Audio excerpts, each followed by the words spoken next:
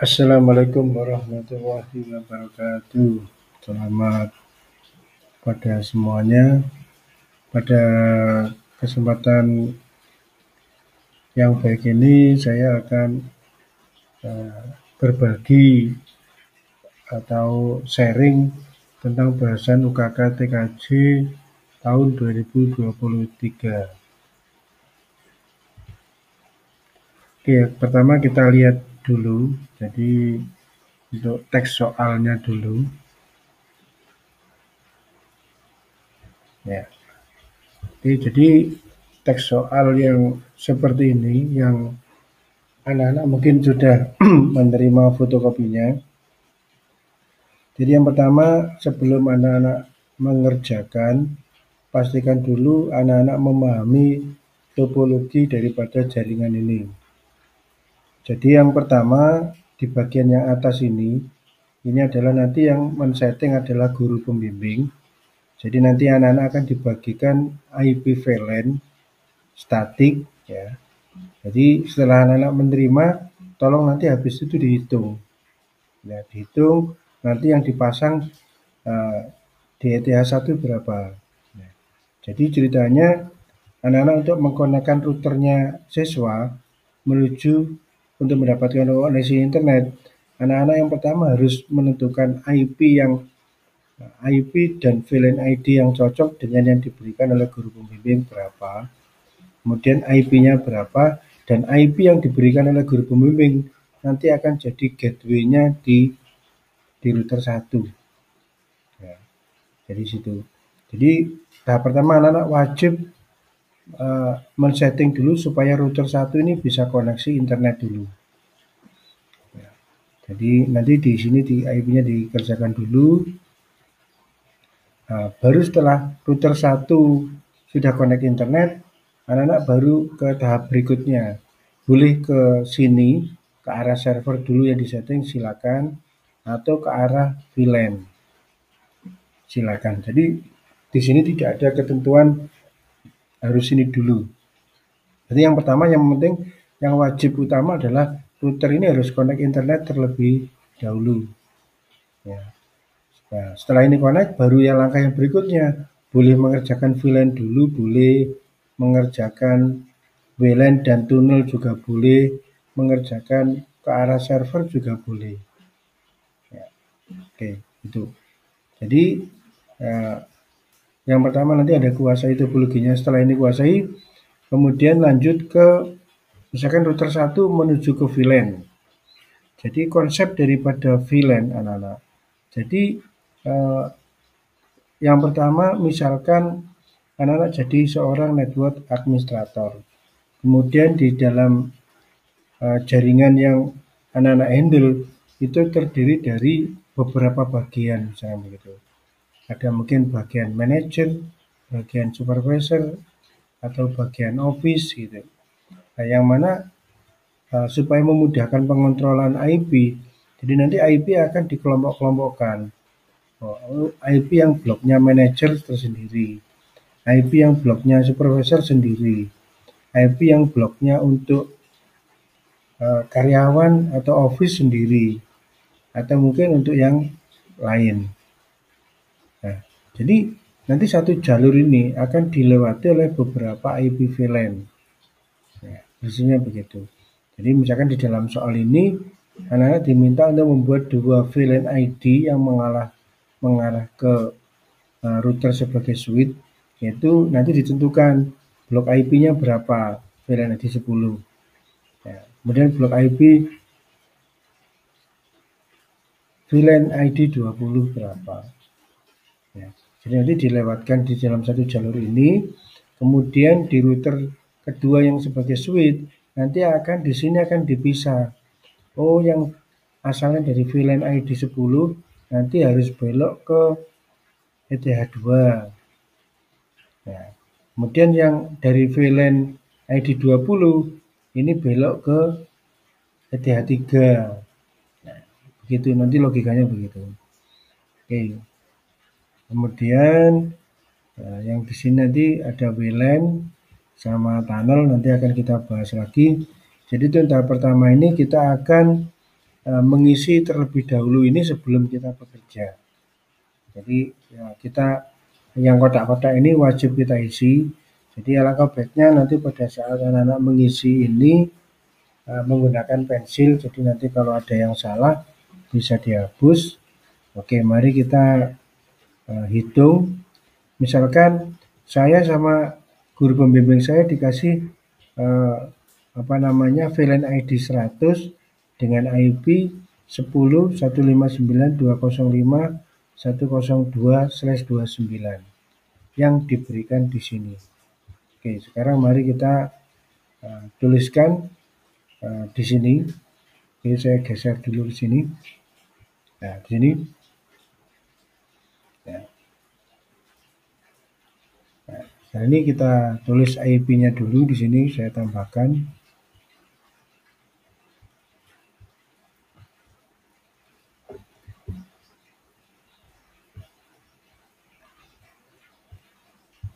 Ini saya copy saja biar cepat. Nah.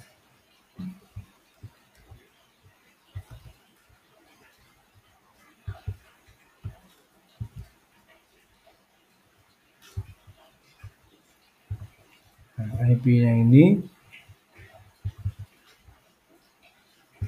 Nah, ini kita cari di sini. Ya. Nah, misalkan dari guru pembimbing saya memberi IP seperti ini dan kita ditugaskan untuk menghitung sendiri. Jadi langkah berikutnya anak-anak harus hitung ini dengan VLAN ID 100. Jadi misalkan saya tambahkan lagi IP ini dengan VLAN ID 100 karena ini penting VLAN ID-nya ini.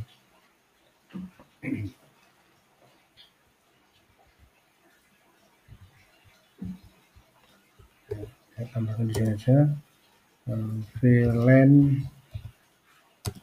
ID sama dengan 100 biar nggak lupa. Nah, setelah itu anak-anak melakukan hitung yang sudah diajari pada saat proses pembelajaran sebelumnya. Nah, kemudian dihitung seperti ini. Tadi saya sudah menghitung. Jadi nanti yang didapat ini. Jadi dari perhitungan itu nanti IP networknya dapat IP 10.159.205.96. Host ke-1-nya adalah jadi yang nanti bisa dipakai mulai dari 97 sampai 102. Ya. Berhubung 102 sudah dipasang di di routernya guru pembimbing, berarti anak-anak masih tersisa mulai dari 97 sampai 101 yang bisa diisikan di sini. Nah, anak-anak bisa pilih, jadi yang belakangnya 97 boleh, belakangnya 98 boleh, 99 boleh, 100 dan 101. Oke, misalkan saya pakai yang belakangnya 98 misalkan. Nah, kita tulis di sini. Saya tambahkan di sini IP-nya.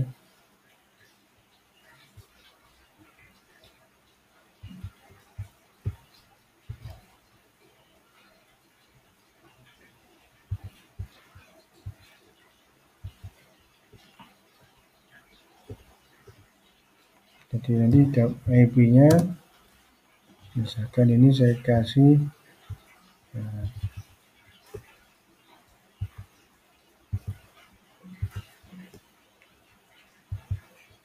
misalkan saya pilih IP-nya yang belakangnya misalkan 99 ya. Slash-nya sama ya. Kemudian nanti di ITSA itu dapat gateway yaitu 10.159.205.102.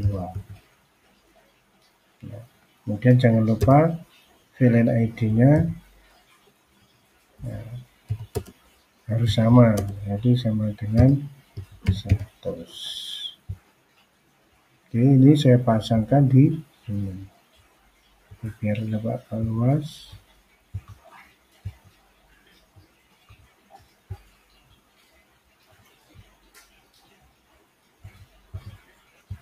Oke. Jadi Ini kalau dihitung seperti ini, secara logika nanti pasti bisa. Baru yang di sini anak-anak tentukan sendiri. Jadi karena misalkan di soal itu yang diatur hanya di sini, berarti di sini adalah anak-anak bebas memberi IP. Yang penting IP-nya adalah IP privat. Ya, IP-nya IP privat. Ya. Oke, ini kita lengkapi sekalian aja. Misalkan di sini IP-nya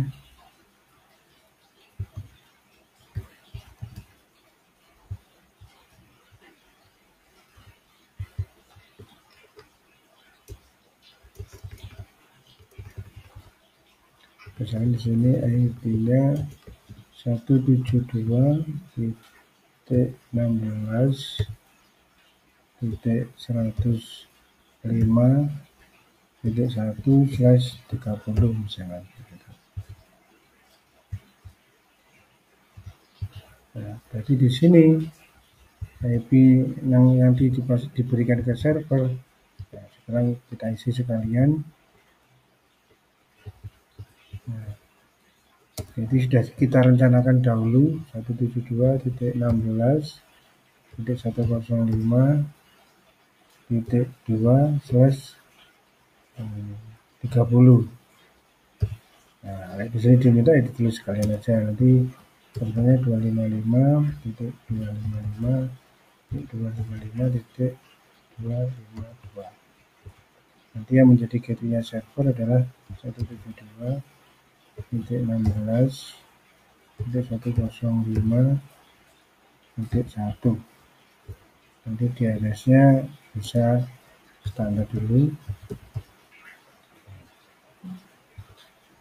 Nah, kemudian IP blok yang akan dilewatkan di ETH3 menuju ke ETH1. Misalkan ini kita kasih bloknya sambil dari sini, dari sini. Umpamanya di sini 192.168.10.1/29 misalnya.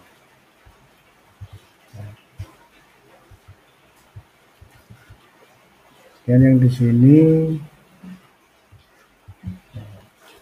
ya, biar mudah sama dengan ini sama dengan 20. Jadi yang blok ID 10 di sini belakangnya 10.1, yang belakang ID 20 nanti di sini 20.1.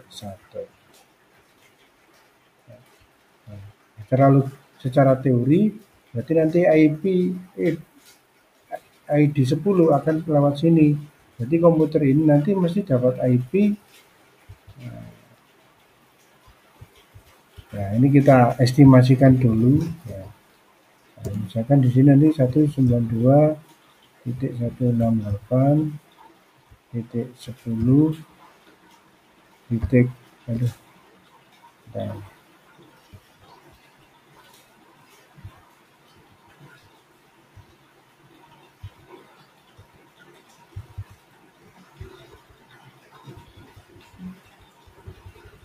Namanya di sini titik,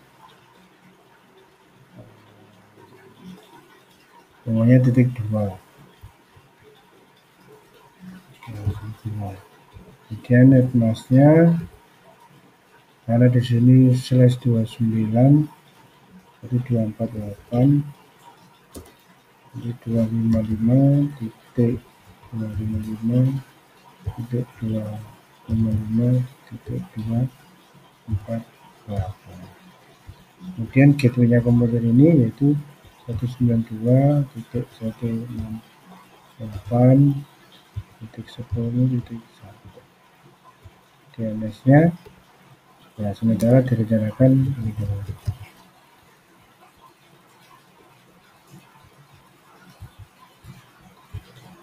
Nah, dan di sini juga demikian direncanakan taruh di ya.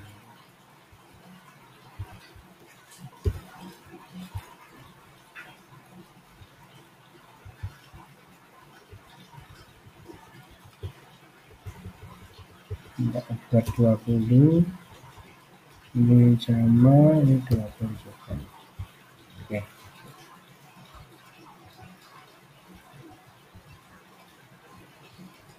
Oke, jadi sudah direncanakan. Kemudian yang untuk kewilen misalkan, kita rencanakan sekalian.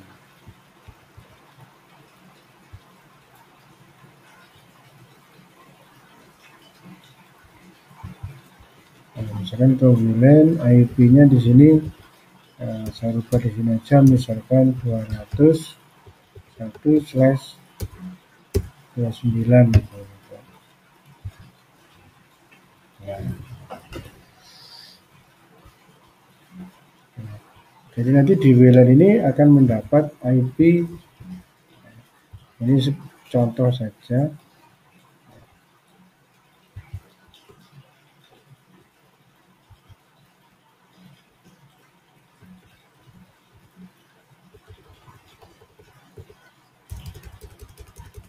Nah, misalkan di sini 172.16.200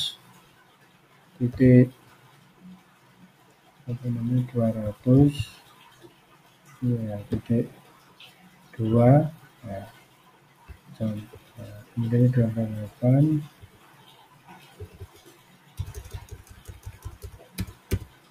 172.16.200.1.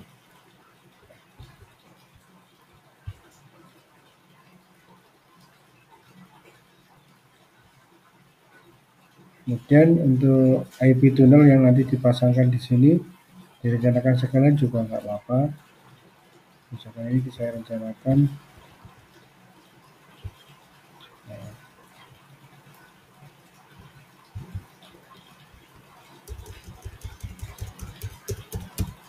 untuk IP tunnel saya rencanakan 10.188.199.1.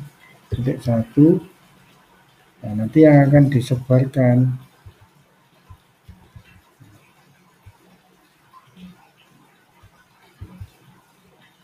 misalkan mulai 2 sampai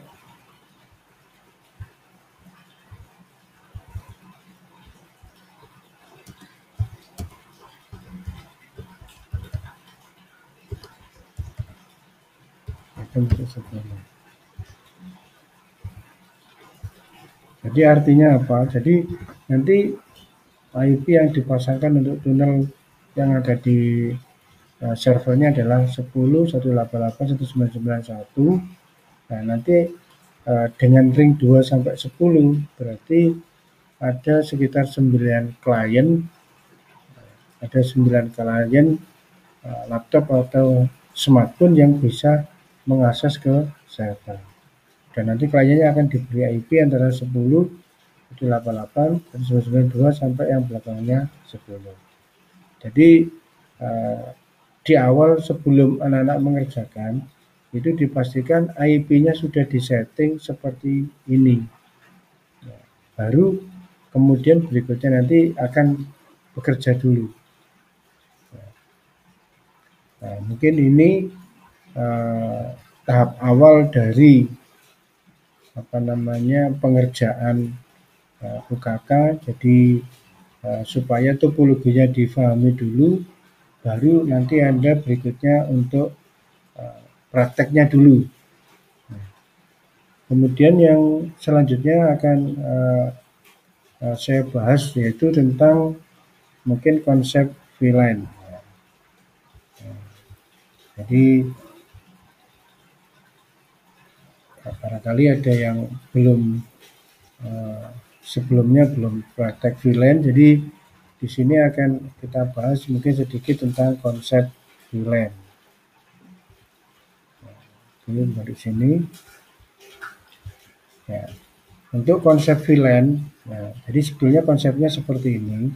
Jadi misalkan kalau kita belum punya switch, jadi bisa menggunakan 2 mikrotik. Jadi ini ada mikrotik yang utama sebagai pengaturnya, kemudian mikrotik switch ini sebagai distribusinya. Jadi dari konsep ini Yang pertama misalkan kita punya internet dari sebuah ISP yang diinputkan di ETH1, ya. Kemudian di MikroTik di setting mulai dari situ ada IP untuk VLAN 10, untuk VLAN 20, kemudian setting DNS di MikroTik, setting NAT, kemudian setting gateway, ya. Nah, kemudian satu jalur ini dilewati oleh dua IP VLAN 10 dan 20. Yang nantinya di sini yang 10 akan dibelokkan ke ETH2 di router switch, kemudian yang VLAN ID 20 akan dibelokkan ke klien atau ke ETH3. Jadi pada saat ada sebuah perangkat device komputer atau laptop yang dihubungkan dengan ETH2, ya, jika settingannya benar dia akan mendapatkan IP dari VLAN ID 10. Nah, begitu juga dengan yang klien 2 atau device yang kedua atau komputer yang kedua, jika disambungkan atau dikoneksikan dengan port ETH3, dia nanti akan mendapat IP DHCP dari VLAN ID 20. Jadi nanti di router 2 ini tidak ada settingan IP, tidak ada settingan NAT, tidak ada. Jadi dia sebagai hampir sama dengan semacam distribusi. Kemudian konsep sebenarnya yang asli, ya. Nah, di sini kita memakai switch manageable. Jadi misalnya kita dari internet masuk ke router, di sini di manage dulu, kemudian ditrunk ke switch. Jadi ya karena ini kita mungkin di sekolah kita mungkin belum punya switch seperti ini, maka untuk sementara digantikan oleh sebuah router dari MikroTik. Nah, ini konsepnya begitu. Jadi kita ulangi. Jadi di sini ada dua VLAN yang di sini garisnya berwarna biru sama merah. Jadi lewat kabel terang warna hitam. Jadi di dalam warna ini, jadi artinya yang biru nanti belok ke sini, yang merah nanti belok ke sini. Yaitu untuk penjabaran konsep dari VLAN. Kemudian yang ketiga, saya lanjut dengan konsep dari tunnel.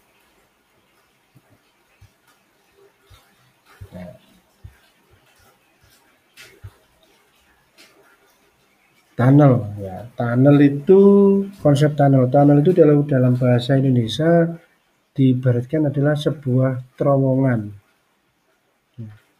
Sebuah terowongan antara jaringan kita dengan jaringan server yang mau kita connect. Oke, saya pindah ke sini. Ya. Konsep tunnel dalam bahasa Indonesia disebut dengan terowongan. Maksudnya bagaimana? Misalkan ini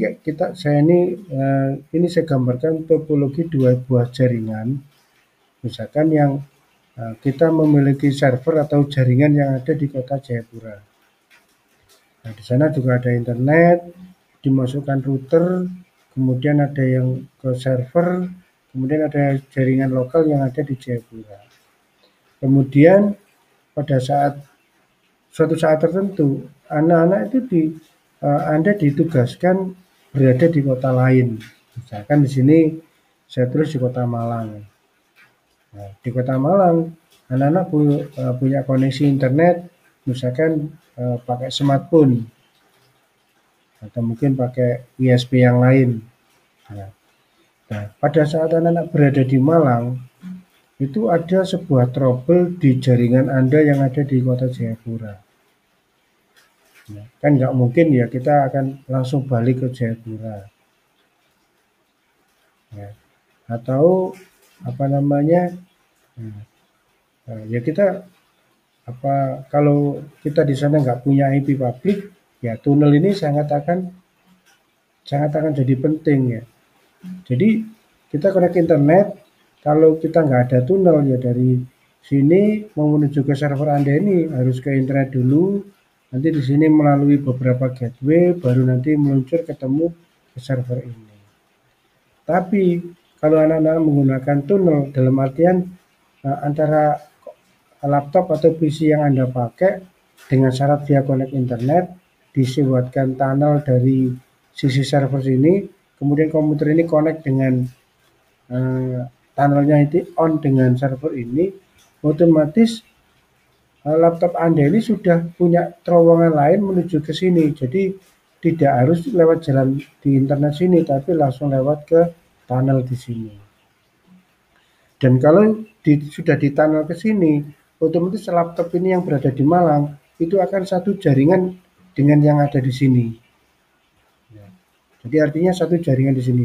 Komputer ini mau akses jaringan lokal ini juga bisa, mau akses ke server dengan IP lokal bisa, memindahkan file dari Malang ke Jayapura itu secara IP lokal. Itu sudah bisa. Nah, itu jadi saya ulang lagi, untuk konsep tunnel itu adalah bahasanya kita terowongan. Jadi misalkan di sini kita mempunyai jaringan yang ada di tempat jauh, misalkan di Jayapura, di sini pakai ISP Telkom misalnya gitu, kemudian masuk di router. Nah, dari router ada yang diarahkan ke server, ada ke jaringan lokal, ada yang ke WiFi. Gitu. Kemudian Anda dapat tugas luar, yaitu misalkan di Kota Malang. Pada saat Anda bekerja di Kota Malang, ternyata Anda itu ada instruksi untuk mengerjakan atau jaringan yang ada di Jayapura ini sedang ada trouble. Jadi Anda sebagai admin jaringan ya, harus istilahnya belajar membuat terowongan bagaimana dari Malang ini bisa connect ke ke router Anda yang ada di Jayapura. Akhirnya nanti kalau tunnelnya sudah disetting dan ini sudah connect, otomatis komputer ini mengakses ke jaringan yang ada di Jayapura ini akan serasa seperti mengakses di jaringan lokal. Itu demikian untuk sharing part 1 dari bahasan UKK, yang nanti akan dilanjutkan dengan part yang berikutnya. Demikian penjelasan dari saya. Semoga bisa memberikan manfaat. Terima kasih. Wassalamualaikum warahmatullahi wabarakatuh.